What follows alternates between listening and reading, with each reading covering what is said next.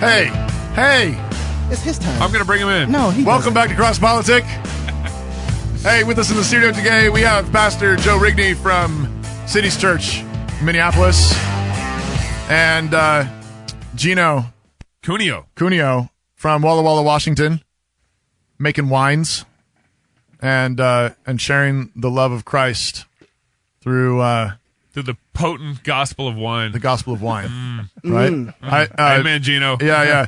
So where were we? We were talking about beauty, right? Objective standards. Standards of beauty, and this goes back to what Joe was saying a minute ago. So that's not something that's just being superimposed on the world. It's not like the world is this Play-Doh, and that because then really what you are talking about is it really does come down to a kind of postmodernism power play kind of thing, and we just we think as Christians we're right because we got the secret code book from God. Mm-hmm. But what we're actually wanting to say is no. God created the world in a particular way. That's right. He created it with particular things that are meant to be glorified in particular directions, and it's glorious and it's diverse, but it's not infinite. It's not infinitely malleable. Yeah, that's right. And so, we can make lots of different kinds of wines and some liqueurs, but not that green stuff. Hey, watch drink. it. Watch it. That apple schnapps. See, this is where we got to talk about objectivity. That's not glory. That's not glory. No, see. Hold on now, brother. No. My tongue says it's glory. It makes me praise Jesus. Now, I don't know about the rest of y'all, but your heart with joy. That watermelon schnapps. Right, it's so glorious. Okay, so I'm just saying. But you might not like it. This is where we got. But this is serious though. When we start talking about objective standards, right? Because you got in trouble for this. I know. So if I say pink hair is not glorious, how dare you? Right? That hurt my feelings. I just said that. That just hurt my feelings. It's not beautiful. Would you say in all times and all places, or now? I'm really really close to in all times and all places, but I wouldn't nail the coffin down. I would say definitely not now. Why is pink hair not beautiful? It is not within the. That would go back to nature. I don't think it's within the general. It says it's loud in a way that I don't think that God made a woman's hair to be loud. A woman's hair is to be beautiful. It's to be glorious. Not braided with hair. Whoa, watch the braids, brother. For real? Right. I'm referring to Paul, right? Yeah. So, but I think there's a kind of ostentatiousness that creation tells us itself that a woman is not to embrace. It's not beautiful for her.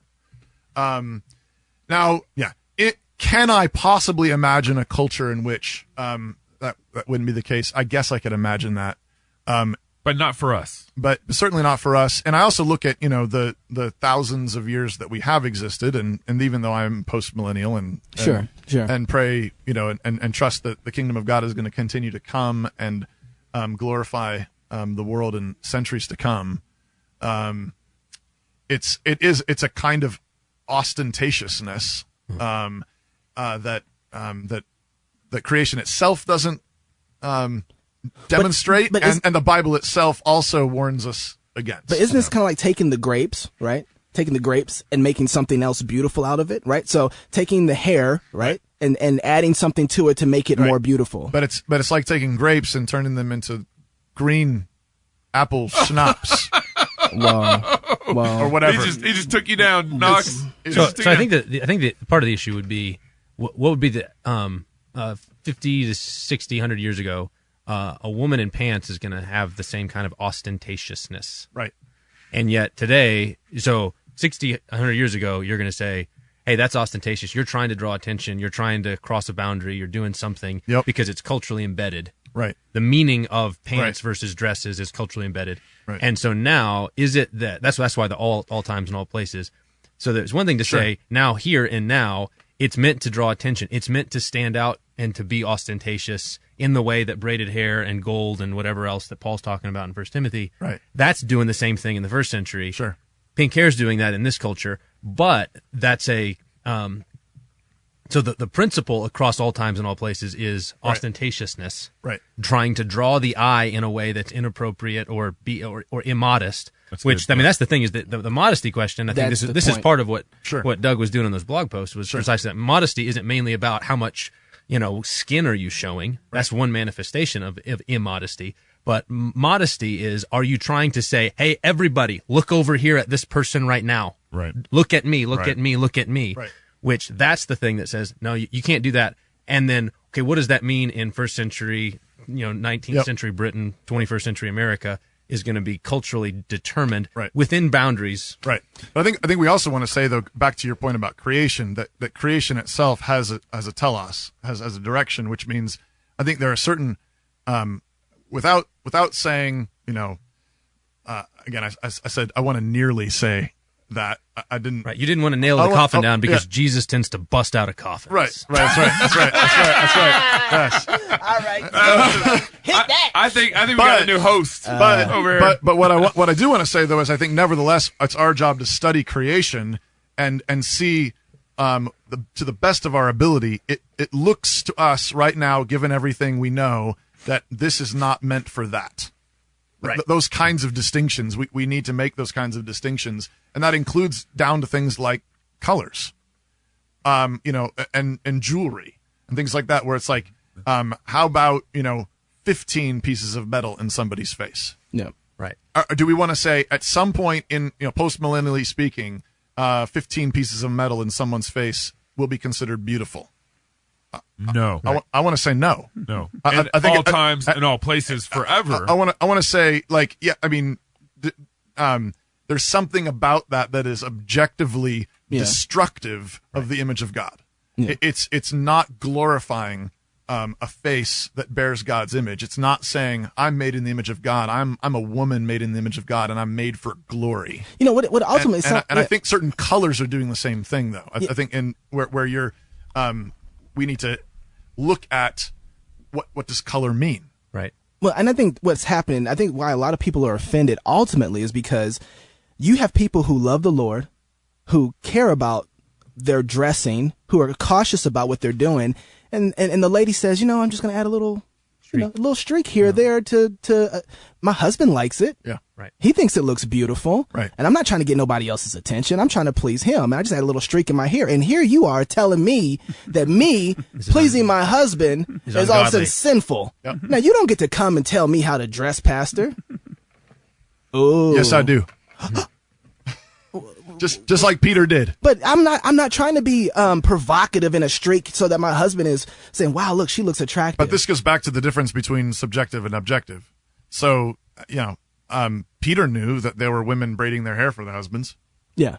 Peter knew that there were decent, godly, sweet gals. So this is a rebuke on both sides. Guys, stop liking the pink hair. And Peter knew people were wearing jewelry. Women were wearing jewelry. Wearing gold in their hair, whatever. Yeah.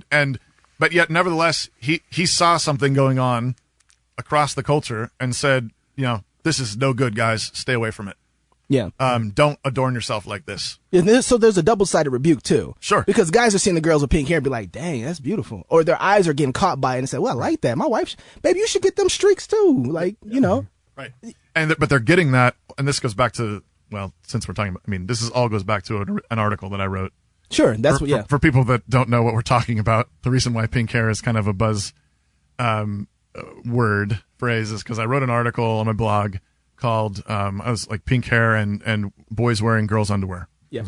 And which I make this connection because there's this article in Better Housekeeping or about a woman in Texas. It's one of these, it's one of these like sweet gal, homemaker magazines, and you expect to find recipes to how to make a better casserole, this kind of thing. And there's a story in there about a sweet Southern girl from mother from down south. She's a Christian, conservative Christian, evangelical, on our side, who's got a little boy that wanted to be a girl.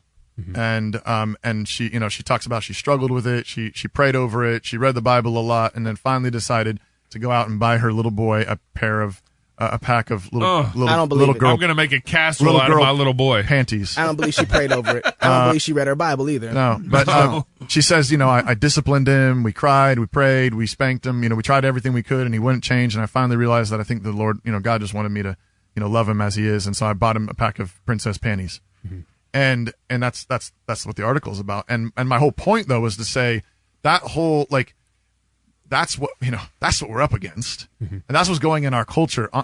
There's a complete it's all subjectivized. Yeah. I thought about it. I prayed about it a lot, and this is what I think is got to happen. And rather than recognizing, no, God made my little boy a little boy. That's right. And it's my job to give thanks for that, rejoice in that. And and maybe he's got some unique struggles and some unique misconceptions and sin or whatever. And you're going to have to love him and discipline him through that. Sure. But you don't have the freedom to say, I'm going to reinvent what God made. My son's sin is not changing. And so therefore, he keeps stealing from everybody and everything. So you know what I'm going to do? I'm going to teach him how to steal well and not get caught. Right. I'm going to show him where all the cameras are. Sure. Right. I'm going to help him figure out how to have different inside pockets. That's what she's ultimately doing. Right. Or my kid's racist. Yeah, exactly. So I'm going to teach him how to be the best racist he can be. Yeah, he just, No. You're there to curve the sin. Sure. At the same time, so when it comes to that kind of issue, so I remember after reading your article and then going and finding that thing, a couple of things struck me. One is I don't remember, maybe you remember, that there was a dad mentioned in that article. Yeah, no, I actually referenced that in my article about it. I was like, where's the dad? Yeah. I don't know. Yeah, so he's not mentioned, which ought to tell you, is there upstream There's kinds of alarm bells going off. kind of in the background that are, generational brokenness and and this kid is it's tragedy. Yeah. And then but this is related to a lot of different issues I think pastorally that I've run into. So is anxiety a sin? And the answer is yes. Yes. Be anxious for nothing. Be anxious for nothing. So you're not to be anxious. But is anxiety also, in many cases, an affliction?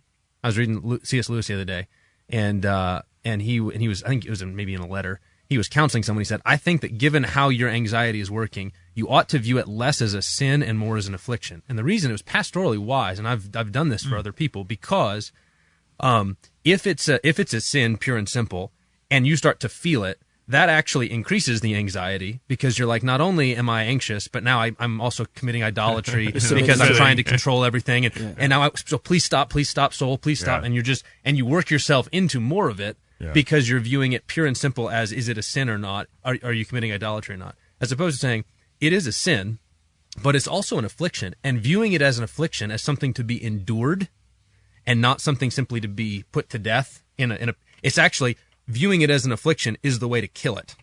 Does that make sense? So, and I think in something like this, when you've got a child, on the one hand, yes, is there sinful distortions of natural desires happening here? Yes. And is daddy hunger probably lurking in the background? That would be my first place to go look. Sure, absolutely. But as the parent and as the pastor trying to shepherd the parent, you're also trying to say, this is an affliction. And one of the things you want to, how can you help your son in the midst of these desires to want to put on girls' panties, help him to see them as an affliction, and that mommy has afflictions and daddy has afflictions and everybody's got afflictions. In this world, you will have trouble. Sure, sure. You have, and to say, so this is something that we're going to endure together, as opposed to caving in and saying, run with the affliction, embrace the affliction as good. Right. Which is what you're. I think, So as long as the labeling it as an affliction is the way to kill it, I think that's the key thing. Because as soon as you say it's an affliction, it's a disease, it's a sickness, I mean, I think our culture wants to say group therapy. Therefore, there's nothing I can do about it. That's right. And actually, I think in the broader, I don't know that this is the case, but in the broader counseling kind of movement, the counseling debates about which kind of biblical counseling, aesthetic counseling, integrative counseling, all these kind of things. I think part of the reaction among more conservatives was looking at the way that sin was psychologized out of existence, treated it as disease. Right. Yep. And so it says, we're not going to do that. We're going to say what the Bible says, which is, the question is it true or a lie? Are you believing a lie or are you living in the truth? Is this an idol or are you worshiping God? And that's the only thing. And then, which I think is reactionary, instead of saying, well, it can be all of those things. This can be traumatic. There can be trauma that's causing this, and that's making sin easy and obedience hard. Right. And that's a lot of cases. Sure. Trauma, absence of dad makes sin easy and obedience hard. Just like a kind of sympathy there. Just like lack of sleep. That's exactly right. It can make you irritated, or if you're hungry, or if you haven't had a glass of Gino's wine. I was just gonna say. Let me actually say something about this whole disorder thing. You remember the transgendered movement for the longest time was labeled a disorder. Sure. So it's homosexuality. So is homosexuality. For a long It time. was in 2012 when the American Psychiatric Association took the Disorder label out of transgenderism. 2012. Yeah. Which is and the here we important are, translabeled, but transabled is still labeled a disorder in their association for now. For now. Yeah. And, Right. and that's For where the next 5 minutes. And that's where Yeah. trajectory. I think that's what I was getting at with the all times and all places. All of these things are socially embedded, culturally embedded, and they're expressions of certain fundamental desires. And so we want to again to get back to there's nature corrupted, and then there's nature restored and then glorified. And to have all three of those in view, so that you can sort out what's the good. So even for the kid who's wanting to wear the panties, or the girl who's wanting to wear the pink hair, tomboy, whatever. Yeah, the tomboy. What you're pastorally, what I'm going to want to do, or even when you were talking, what are you going to do if you're coming to me and saying, I want to hire. I want to be white. Sure. I feel white. Part of what I'm going to do is, yes, there's sin, but I also want to press back under that and say, what's the good desire? Because everything created by God is good, and anything that's broken was good and broken. There's nothing intrinsically evil in existence. It can't be. It's all corruption. And Right. So I want to get down underneath and say, what's the good thing underneath your desire to, say, be white, or your desire to be a man, and say, what's under that's good, that I can affirm and say, this is good, and then this is where it's gone off the rails, either because of trauma or because of human sin, but that there's something under there that you can work with, because reality belongs to God all the way down. Yeah. And this is right in your back door, because Minneapolis has quickly become the new San Francisco. Yeah. You know, this is a serious man. issue for you. I mean, I lived there for a long time, and the Gay Pride Parade is probably one of the most radical things that happens, I mean, in America, outside of the ones that happen in San Francisco. Wow. It Wow. is I didn't know that. absolutely Oh, yeah. It's a big deal. And the sad thing is, a lot of the churches there are kind of supporting it too. I mean, they do it right in front of the Basilica, right? Yeah, well, downtown Minneapolis, I mean, it's, you can, the Jesus you can find in downtown Minneapolis, by and large, is queer Jesus. Yep. And Whoa. and it's very sad. And unfortunately, there are growing numbers of gospel churches kind of sprouting up, and I'm glad to be a part of one of those, and to try to be a place that can both sympathize with the struggle for those who are in it, and then call the resist the apostles, resist the wolves, and welcome the refugees With Yeah, wine. that's right. with wine. With wine. We still got to get Gino to talk. Gino's just over here saying amen. He's just enjoying himself. Really. When we come back, we're going to talk to Gino about some wine, tasting the thousands of years in the ground through a glass of wine. Next on Cross Politics.